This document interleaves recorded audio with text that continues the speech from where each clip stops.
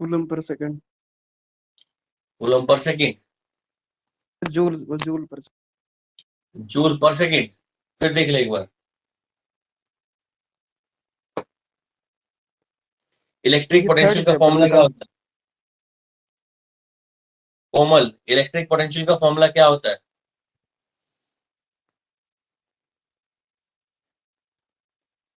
कोमल, electric potential का formula क्या होता है? नोटबुक के पेज पलटाओ फटाफट।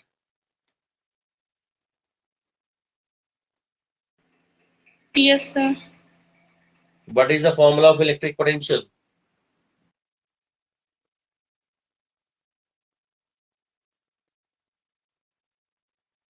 नहीं पता क्या? Amit,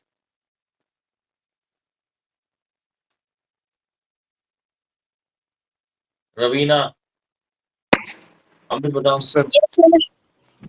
work done per unit charge. Work done by, work done per unit charge.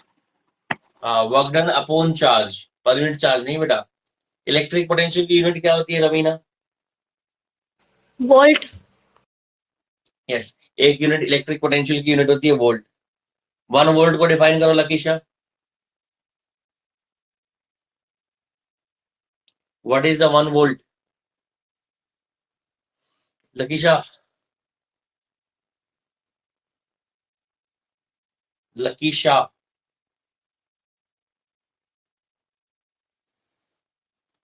क्यों परेशान कर रहे हो यार? बोलो लकीशा। सो गए क्या लकीशा? दर्पण,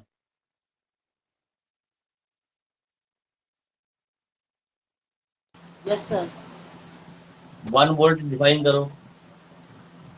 sir joule upon coulomb. 1 volt की डेफिनेशन लिखवाई थी मैंने, देखो नोट बना रखे आपने? जूल पर कूलम। जूल पर कूलम तो उसकी यूनिट है बेवकूफ। मैं ये पूछ रहा हूँ what is the unit, what is the 1 volt, definition करो। अर्थ, work done of 1 joule in 1 coulomb of charge. किसी भी 1 कूलम चार्ज को इन्फिनिटी से किसी पॉइंट तक लाने के लिए अगर 1 जूल का वर्क डन हो रहा है तो हम बोलेंगे उस पॉइंट का पोटेंशियल 1 वोल्ट है। सब लोगों को पता लगा? दक्ष, दक्ष दक्ष दक्ष। बहुत बढ़िया, 5-5 बार बोलूं तब जाके तो ऑनलाइन होंगी। दक्ष,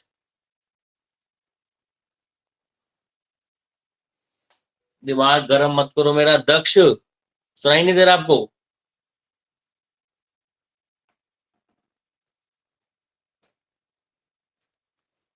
विपिन कुमार, विपिन कुमार, यस सर। बेटा एक बार बताना ड्रिफ्ट वेलोसिटी क्या होती है? सर ड्रिफ्ट वेलोसिटी, हम्म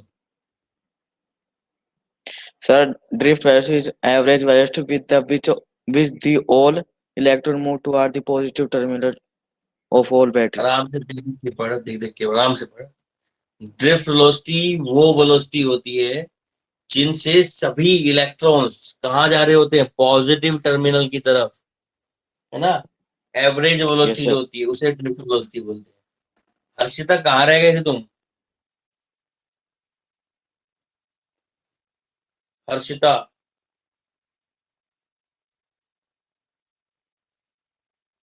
फिर गई। रजनी, रजनी, ड्रिफ्ट वेलोसिटी का फॉर्मूला बताना बेटा एक बार।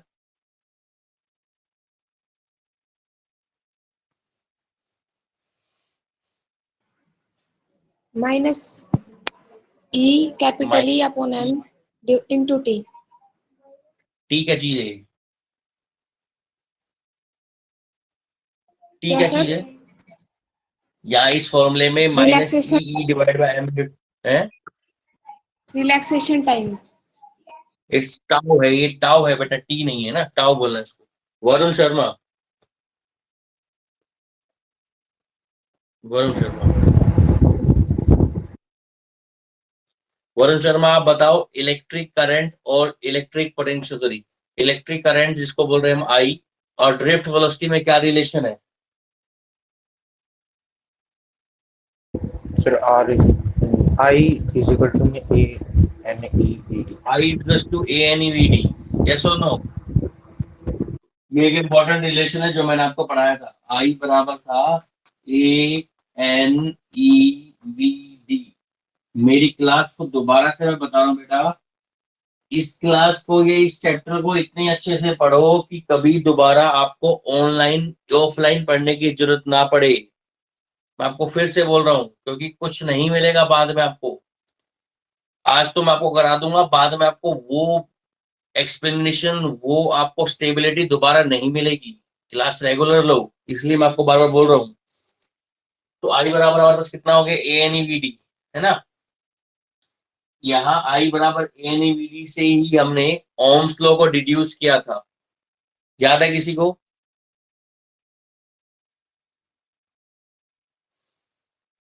चलो नेक्स्ट बच्चे से पूछते हैं, रंजन शर्मा। Yes, sir. आई बराबर A N E V D से हमने ओम्स लॉ डिड्यूस किया था लास्ट टाइम, याद है? Yes, sir. कैसे करा था हमने, बताएगा? हल्का सा आइडिया देगा?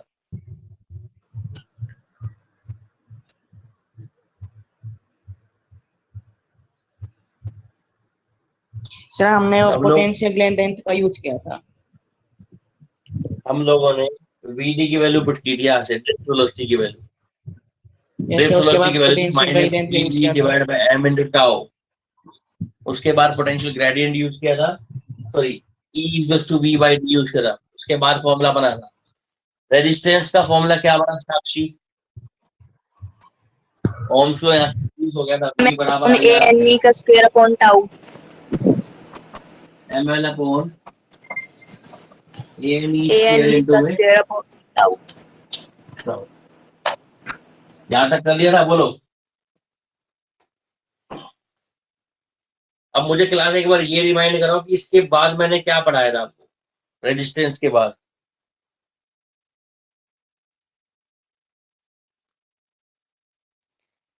कोई भी स्टूडेंट जिसने नोट्स बनाए, तनुजा खाए? यस सर, इसके बाद नहीं करवाया सर। रेजिस्टेंस एक बार लास्ट पेज दिखाना तनुजा बेटा। लास्ट टॉपिक है सर ये, यही था। लास्ट नहीं, यहीं तक इसके था बाद ना? टेस्ट हो गया था। इसके बाद टेस्ट हो गया, तो वेरी गुड। तो अब आप लास्ट आर्टिकल को ही दोबारा से लिखो, रेजिस्टेंस लिखो, रेजिस्टेंस। आर्टिकल का नाम डालो रेजिस्टेंस। साथ के साथ नोट्स बनाने हैं, यही क्लास में नोट करना है। कुछ भी दिक्कत आए आपको उसी टाइम ऑनलाइन बोल दो, बाद का टाइम मत छोड़ो। उसी टाइम बोलो सर ये समझ नहीं आया, वहीं के वहीं नोट करा देंगे। अगर आपको लग रहा है, आपको फील करना है कि आप क्लास में बैठे हो और उसी फीलिंग के साथ आपको क्वेश्चन पूछ रहे हैं, और अगर आप नोट कर रहे हो, मुझे बोल सकते हो सर अभी नोट नहीं किया मैंने, मत बैठाओ, 2 मिनट रुक जाएंगे। इसलिए ही मैंने आपकी क्लास का थोड़ा सा टाइमिंग बढ़ा दिया है, 15 से 20 मिनट आपको एक्स्ट्रा इसी चीज के लिए दे रहा हूँ। ठीक है, तो हो गया मेरे ख्याल से, रिवीजन भी हो चुका है। एक बार आपको समझ में भी आ गया हम कहाँ थे, किस स्टेट पर थे। अगला आर्टिकल आप लिखो रेजिस्टेंस। नेक्स्ट आर्टिकल का नाम लिखो रेजिस्टेंस, उसी के बारे में बात करेंगे।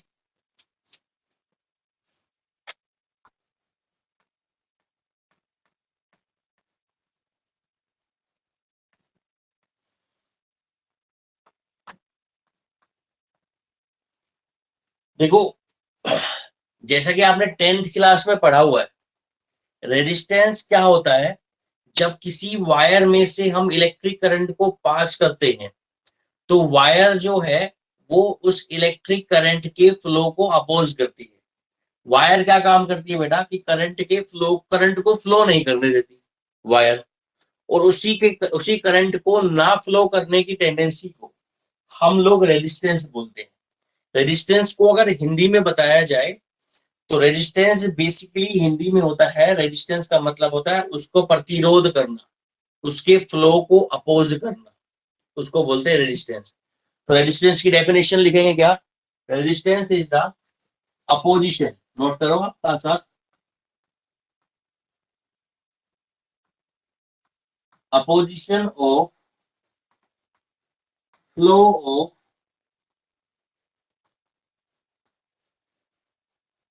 इलेक्ट्रिक करंट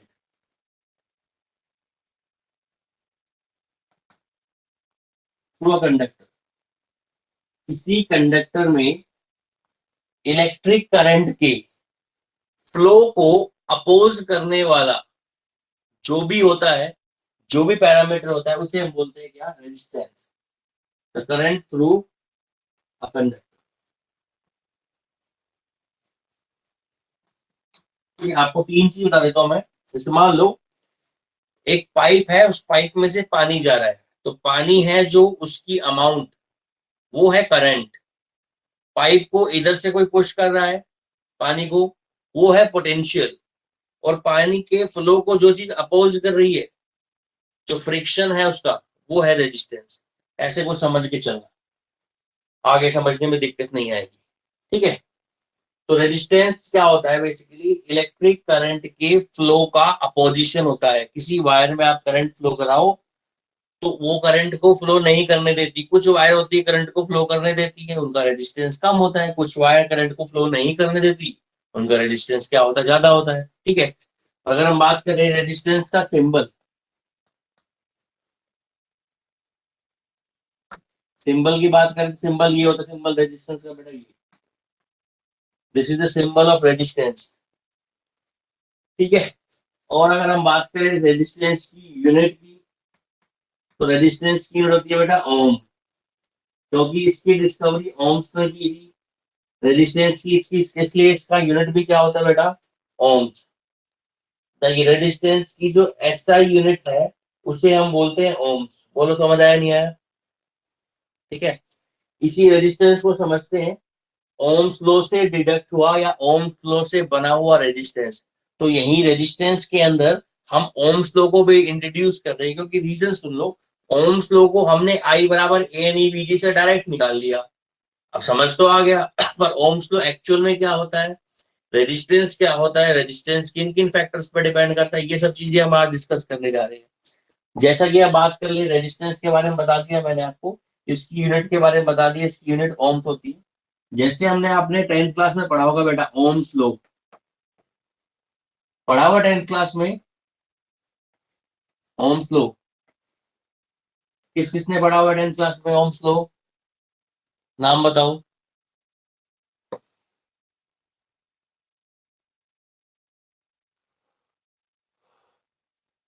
हर्ष रोज, हर्ष रोज,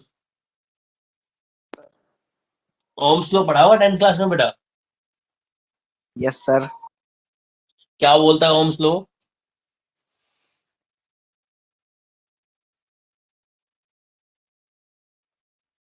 ये अच्छे पंगे, कुछ पूछ लो तो भाग जाते हैं। क्या होता है बेटा ओम्स लॉ? हर्ष रोज, ध्यान नहीं है। ध्यान नहीं है? कौन बताएगा? प्रियांशु आपको पता है? V is equal to IR। V क्या होता है? V sir potential, electric potential. Electric potential, I हमारे पास करंट और आर हमारे पास रेजिस्टेंस। सुन लो ओम्स लॉ Resistance। क्या बोलता है, देखो ओम्स लॉ बोलता है कि अगर आपके पास कोई वायर है, आपने उस वायर में से करंट पास किया है, जितना आप उस वायर को पोटेंशियल दोगे, जितना पोटेंशियल डिफरेंस वायर के अक्रॉस जनरेट करोगे, उसी वायर में उतना करंट फ्लो करेगा, है ना? इक्वेशन क्या है ओम्स लॉ? ठीक है, ओम्स लॉ क्या बोलता है? ओम एट कांस्टेंट टेम्परेचर, टेम्परेचर पर, टेम्परेचर की वैल्यू कांस्टेंट रहनी चाहिए, तभी आपका ओम्स लॉ फॉलो होगा। अदरवाइज टेम्परेचर बढ़ाने पर और टेम्परेचर घटाने पर ओम्स लॉ एप्लीकेबल नहीं होता है। कांस्टेंट टेम्परेचर पर the electric potential, electric potential जो है वो क्या होगी बेटा? Is directly proportional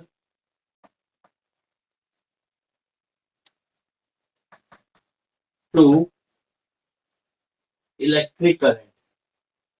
electric potential directly proportional है इलेक्ट्रिक करंट के, जब हमारा टेम्परेचर क्या रहे कांस्टेंट। मतलब आप टेम्परेचर को कांस्टेंट रख दो, किसी वायर में से करंट पास कर रहे हो, पोटेंशियल की वैल्यू को बढ़ाते जाओ, करंट की वैल्यू आपके पास कंटिन्यूसली बढ़ती जाएगी। तो हम यहाँ लिख सकते हैं क्या चीज बेटा, दी इलेक्ट्रिक पोटेंशियल, जैसा कि प्रियांशु ने बताया, इलेक्ट्रिक पोटेंशियल वो हमारी डायरेक्टली प्रोपोर्शनल है किसके, इलेक्ट्रिक करंट। इलेक्ट्रिक, यहां से हमारा फॉर्मूला बन सकता है V is directly proportional to the I। ठीक है, ये V है पोटेंशियल, I है हमारे पास करंट, एक दूसरे के डायरेक्टली प्रोपोर्शनल है। यहाँ से आप करंट की वैल्यू बढ़ा दो, वहां से पोटेंशियल बढ़ जाएगा, या फिर यहाँ से पोटेंशियल को बढ़ा दो, करंट की वैल्यू ऑटोमेटिकली इंक्रीज हो जाएगी, कांस्टेंट आएगा। इसको हटाओगे जब डायरेक्टली प्रोपोर्शनल के सिंबल को हटाएंगे तो एक कांस्टेंट आएगा, इस कांस्टेंट को बोलते हैं R, तो हो जाएगा V इक्वल्स टू I। और इसी R को हम लोग रेजिस्टेंस बोलते हैं। इसी रेजिस्टेंस को हम लोग बोलते हैं कि रेट फ्लो ऑफ चार्ज का अपोजिशन, जो चार्ज के फ्लो को क्या करे, अपोज। इसी R की यूनिट देखो यहां से बना सकते हैं, R की वैल्यू कितनी हो जाएगी बेटा, इसको वी आई को उधर ले जाओ, V अपॉन आई। पोटेंशियल की यूनिट क्या होती है बेटा, लकीशा पोटेंशियल की यूनिट क्या होती है,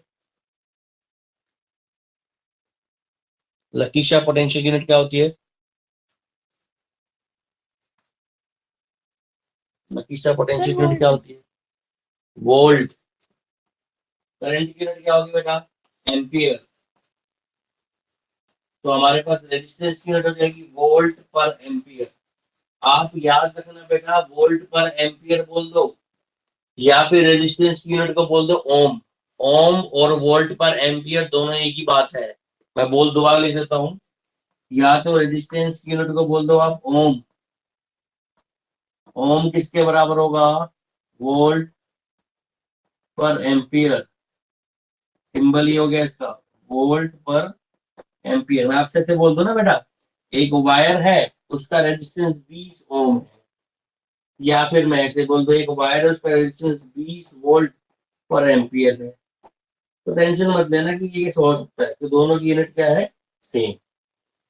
तो रेजिस्टेंस का यूनिट क्या हो गया, वोल्ट पर एम्पियर। रेजिस्टेंस का काम क्या होता है, किसी भी वायर में से करंट को फ्लो ना होने देना, करंट के फ्लो को अपोज कर देना। ठीक है, यहाँ तक बात समझ में आई। ठीक है, जैसे कि हम लोगों ने I बराबर ANEVD एक फॉर्मूला पढ़ा था, उससे हम लोगों ने ओम्स लॉ डिड्यूस किया, तो ओम्स लॉ मुझे समझ में आ गया। इसको जरा ओम्स लॉ को थोड़ा सा और डिस्कस कर लेते हैं। नोट कर लिया था बेटा एक साथ? Yes, sir. साथ साथ नोट करोगे तो बहुत सही समझ में आएगा, गैप लेके करोगे बाद में दोबारा पढ़ोगे, डबल टाइम वेस्ट होगा आपका।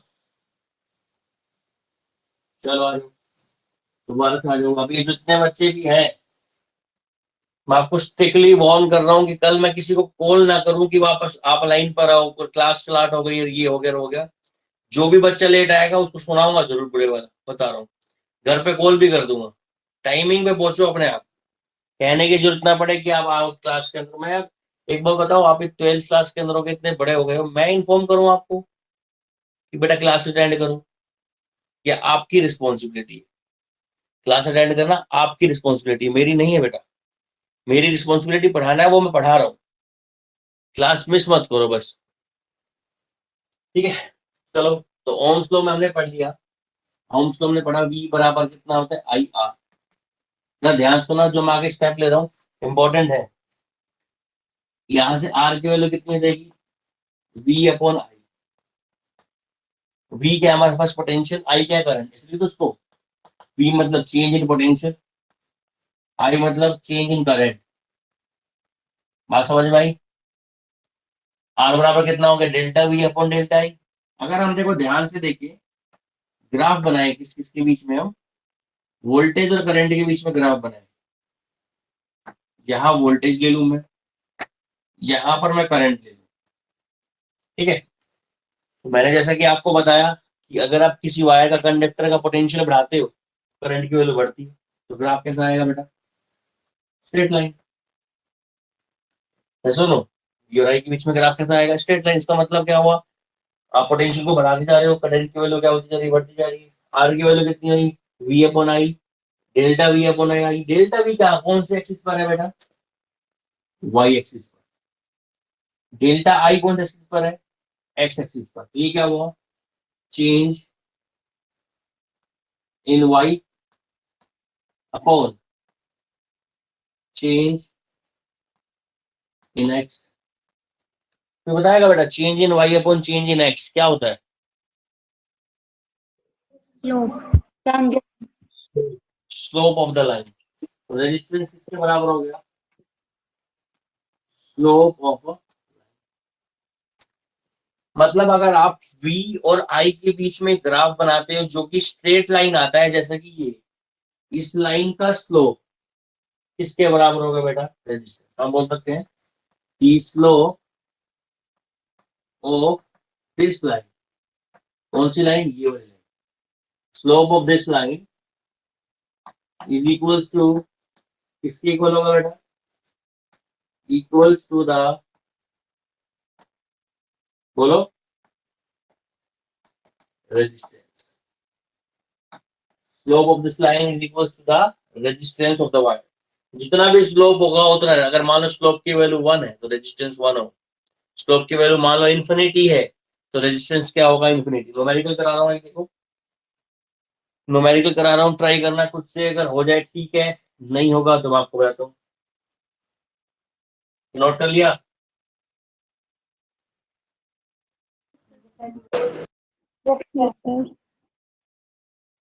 क्या बेटा नोट कर लिया ना? आगे चले। Yes, sir. Yes sir.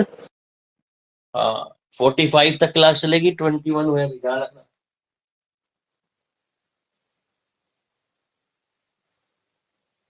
Numerical लिखो, न्यूमेरिकल।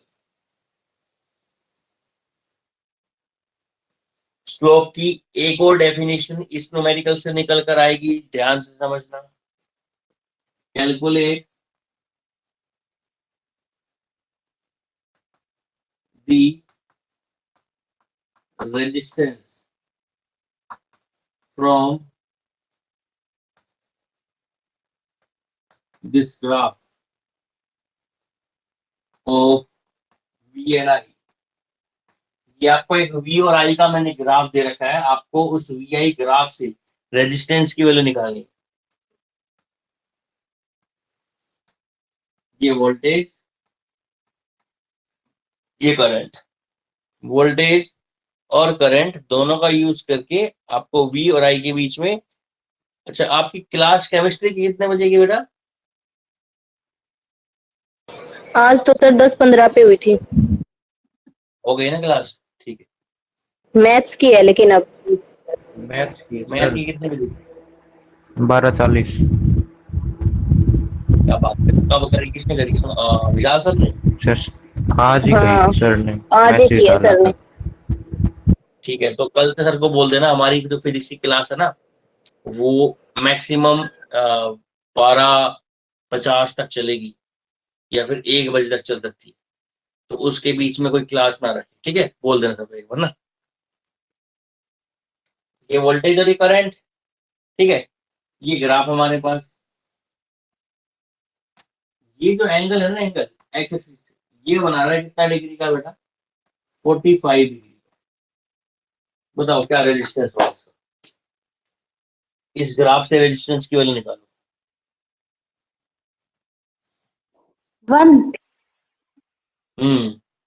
1 आएगा। 1 ओम बोलो। कितना ओम आएगा? 1 ओम आएगा। सुमित, यस 1 ओम आएगा। सुन लो कैसे निकलना है आपको। अगर रेजिस्टेंस देखो, स्लोप का मतलब, स्लोप का फॉर्मूला होता है m बराबर change in y upon change in x। Change in y का मतलब परपेंडिकुलर, चेंज इन एक्स का मतलब बेस, परपेंडिकुलर बेस मतलब टेंजेंट थीटा। ये एक्स एक्सिस से जो एंगल बना रही है उसका टेंजेंट निकाल दो, कितना बना रहा है एंगल 45, मतलब टेंजेंट ऑफ 45, टेन 45 की वैल्यू होती है 1। तो रेजिस्टेंस इस ग्राफ का कितना आएगा, आर इज टू हो जाएगा 1। शॉर्टकट सिंपल बात बताइए, मैंने आपको ज्यादा कोई बहुत बड़ी बात नहीं, छोटी सी बात बताई थी कि किसी भी वायर का रेजिस्टेंस अगर आपको ग्राफ से निकालना है तो ग्राफ का स्लोप निकाल दो, तो स्लोप आपको रेजिस्टेंस की वैल्यू देगा। ठीक है, स्लोप आपको किसकी वैल्यू देगा, रेजिस्टेंस की वैल्यू देगा। ठीक है, कर लोगे इसको, चलो ये तो होगी बात रेजिस्टेंस की, रेजिस्टेंस का फॉर्मूला भी पता लग गया है ना। अब हम बात करें अगर रेजिस्टेंस की, आपको बोला जाए कि 1 ओम को डिफाइन करो, क्या बोला जाए, डिफाइन 1 ओम। तो V इक्वल्स टू कितना होता है, I R, R equals to V upon I, मतलब वोल्टेज को कर दो कितना वोल्ट, 1 वोल्ट, और उससे अगर करंट कितना चला जाए 1 एम्पियर, तो रेजिस्टेंस कितना होगा 1 ओम। किसी कंडक्टर में अगर आपने 1 वोल्ट पोटेंशियल लगाया, उससे 1 एम्पियर करंट जा रहा है, 1 वोल्ट से 1 एम्पियर करंट जा रहा है, तो आप बोल सकते हो उस वायर का रेजिस्टेंस 1 वोल्ट है। कितना, सॉरी उसका रेजिस्टेंस कितना है 1 ओम। डिफाइन कैसे करोगे, if 1 volt potential flow a 1 ampere current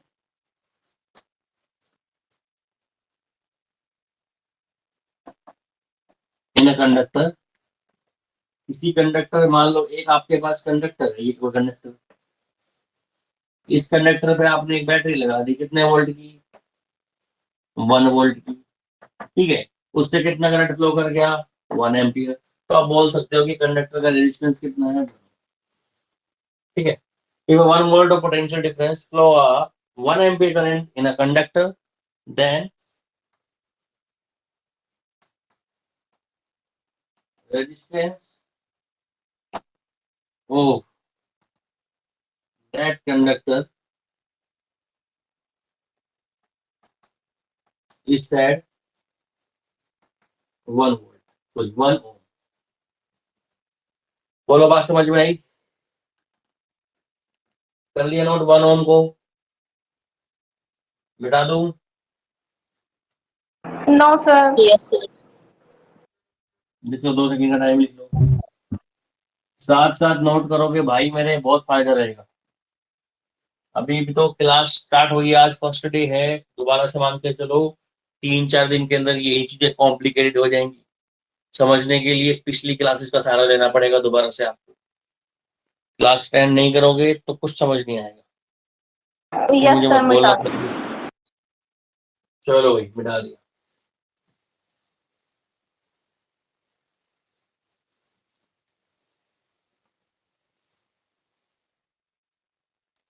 हाँ भाई, रेजिस्टेंस का सिंबल पता होगा आपको,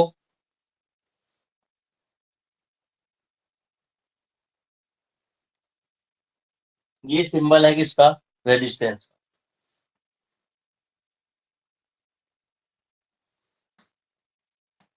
ये सिंबल है किसका,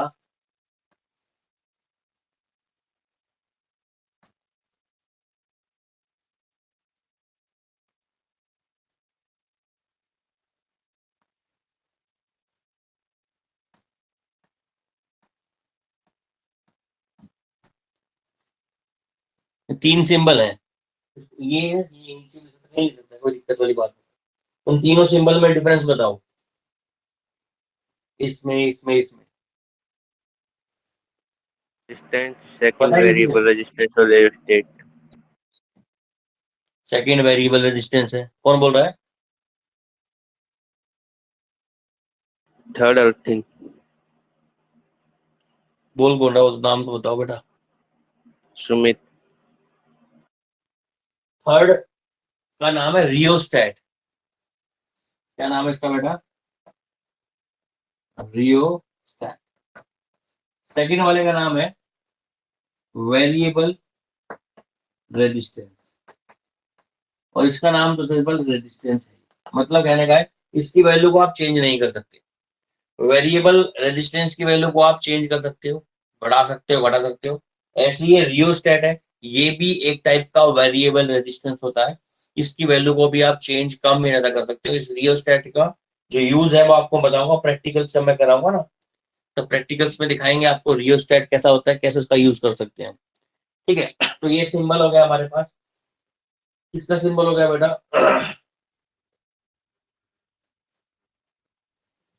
रेजिस्टेंस। अगर आपसे पूछ रहे, हाँ जी सर ट्यूशन जाना है सर। ट्यूशन जाना है? यस सर, 12:30 बजे। कौन बोल रहा है? प्रियांशु कहाँ जाना है? सर, यहीं पास में, किस चीज का ट्यूशन है? केमिस्ट्री का। यार एक काम करो, इसको आज तो चला जा, कोई दिक्कत नहीं है, पर एडजस्ट कराना टाइम। ठीक है, सर केमिस्ट्री की वजह से फिजिक्स का लॉस मत करो। ठीक है भाई, जा सकते हो आज, तो कोई दिक्कत नहीं। वैसे भी तुम्हारी 10 मिनट आज की क्लास यही खत्म करते हैं बेटा। 10 मिनट बाद फिर तुम्हारी मैथ की क्लास भी स्टार्ट होने वाली है। ठीक है, तो कल आप सब लोग मैथ वालों को भी बोल देना क्लास को डिस्टर्ब ना करें। 20 के 20 बच्चों, दोबारा से बोल रहा हूँ, कल मैं दोबारा फोन नहीं करूंगा, मैसेज नहीं करूंगा। जो बच्चा लेट आया उसके लिए कोई ना कोई पनिशमेंट रेडी होगी। ठीक है, अभी क्लास आपकी इतनी की है आज, जा सकते हो, क्लास ओवर है, कल पढ़ाएंगे आगे। जा सकते हो बेटा, क्लास ओवर।